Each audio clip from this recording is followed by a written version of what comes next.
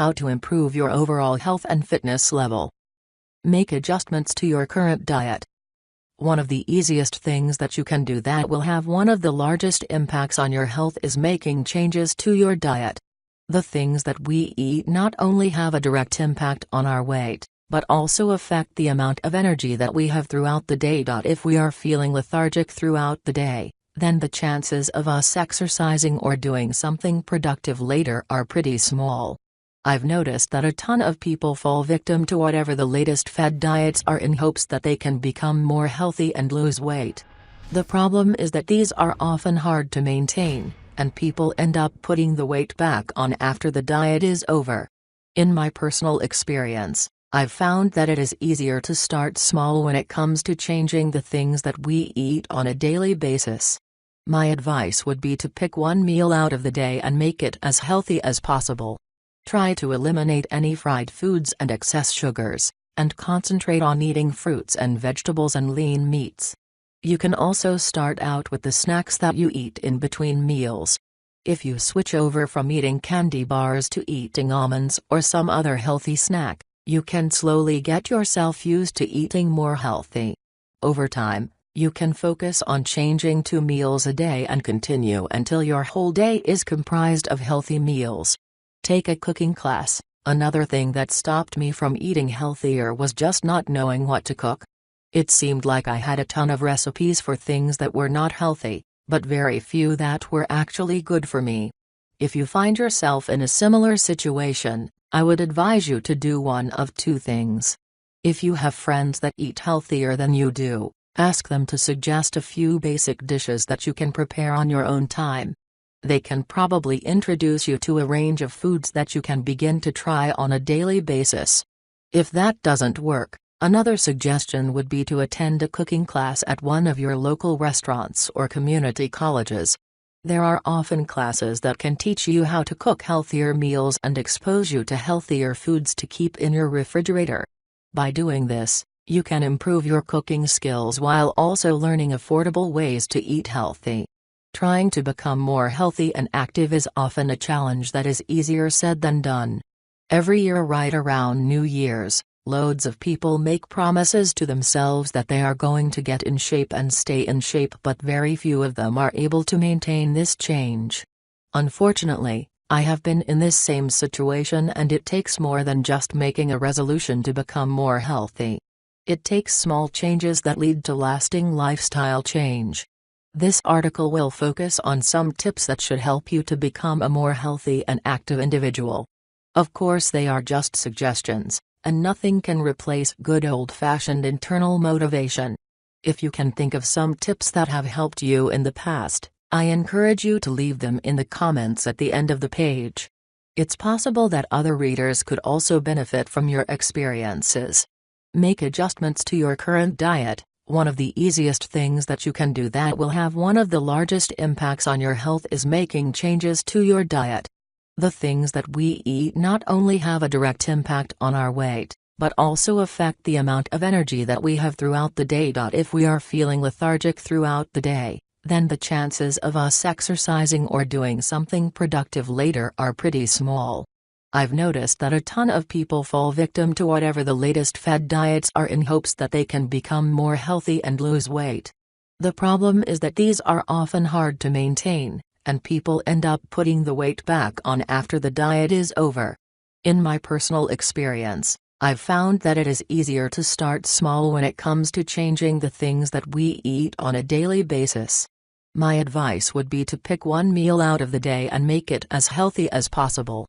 Try to eliminate any fried foods and excess sugars, and concentrate on eating fruits and vegetables and lean meats. You can also start out with the snacks that you eat in between meals. If you switch over from eating candy bars to eating almonds or some other healthy snack, you can slowly get yourself used to eating more healthy. Over time, you can focus on changing 2 meals a day and continue until your whole day is comprised of healthy meals. Take a cooking class. Another thing that stopped me from eating healthier was just not knowing what to cook. It seemed like I had a ton of recipes for things that were not healthy, but very few that were actually good for me. If you find yourself in a similar situation, I would advise you to do one of two things.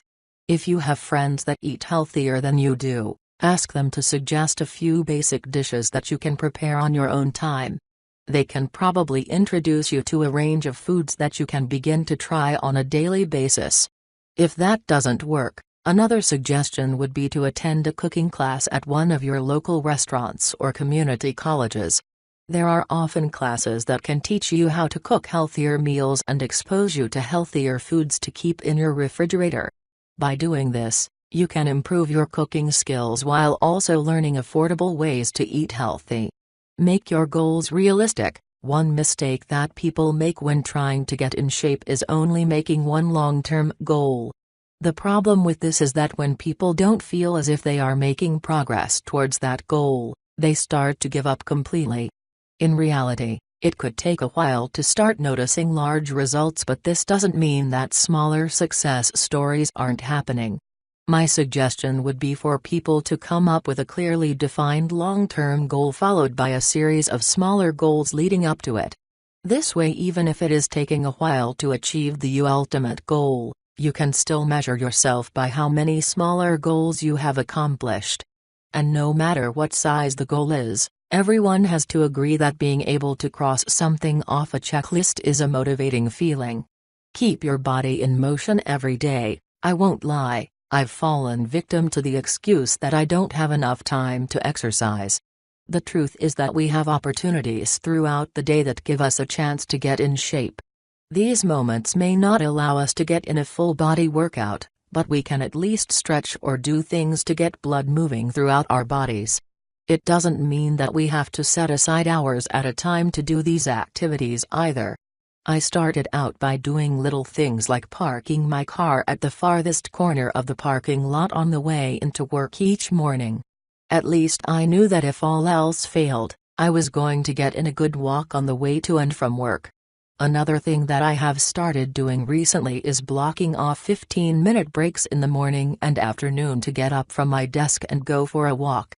I've found that the fresh air and exercise has improved my mood, enabled me to talk with my friends more, and improved my fitness. Cross-training ideas. In order to keep things fresh, try adding the following activities to your workout routine: running, swimming, cycling, rowing, stair climbing, jump roping, skating, skiing, basketball, yoga. Think of things you enjoy, or used to enjoy. I've found that one of the things that happens first when you stop being active is that you also start to forget the things that used to keep you active in the first place. At my job, I had a few icebreakers that required me to tell about myself, and I found that it was real hard to describe exactly what I enjoyed doing. It wasn't because I considered myself a boring person, but rather because my inactivity had wiped out a large part of my life. If people asked me what I enjoyed doing, all I could do was name stuff that I hadn't done in years. With that being said, I think one of the best things that you can do is sit down and brainstorm a list of activities that you truly enjoy doing or that you used to enjoy doing. Think of things that will keep you engaged and active. They don't have to last for hours. They could actually be things that last a few minutes at a time. The point is just to remember what they are so you can slowly find ways to start doing them. Once you have your list, find a way to start incorporating a few of those activities into your weekly routine. It takes a while for new activities to become a habit, but over time you may find yourself being more active and adding new things to your list. Once you start exercising, you may start to worry about drifting back into your old habits. One way to stay motivated with your new fitness regimen is to sign up for a major fitness event in the near future. This can be something as large as a marathon or triathlon, or as small as a local 5K fun run. The goal is just to have something big to look forward to that will keep you motivated to continue training. Once you accomplish this goal, set your calendar ahead for another event. Not only do the events keep you on track, but they also enable you to meet other like-minded people that can increase your support system. The second half to this is for people who are frugal-minded. I know that if I take the time to spend my money on something, I am way more likely to stay committed to it in the future. For example, if I signed up for a race that required me to pay a $25 entry fee, chances are I am going to stay committed to running in that race because I wouldn't want to waste my money. Now, if the race were free, there would be a much higher chance that I may end up bailing out on it. Trying to get in shape on your own is not easy. There are always those people that are able to motivate themselves to get healthy and somehow manage to stay motivated for the long haul. However, there are also a ton of people that just cannot get started without having a support system. I tend to operate a little better when I have someone else that can give me a kick in the butt also. In cases like this, it may be helpful to search your local newspaper or go online to find clubs or social groups in your area. Sometimes there will be running clubs or hiking groups that meet up on the weekends or during the week before work hours. Most of these groups are open to beginners and people with advanced skills. If you don't have any clubs in your area, you can also find support groups online. These groups will allow you to enter your workout log and receive messages from other people that are also trying to get in shape. After a while you build up your own support system and make new friendships along the way. Get a partner with similar goals. This tip falls in line with the previous bit of advice of finding support in numbers. The only difference is that if you do decide on getting an exercise partner, I suggest that you find someone that is either in the same fitness level as yourself or that has similar goals. The reason I say this is because you don't want to become discouraged if your partner accomplishes goals much faster than you do. It can also be discouraging if your partner has no interest in your goals and does not push you to achieve them. A good fitness partner should be someone that can motivate you and not enable you to continue destructive patterns. With that being said, you should also work on becoming a strong fitness partner for someone else. There will be easy days when you can both enjoy the journey you have been on. There will be hard days where you both may want to give up. The important thing is to remain committed to the goals you have established, and be there for any support that your partner may need. In the long run, it will help you appreciate your own healthy journey that much more.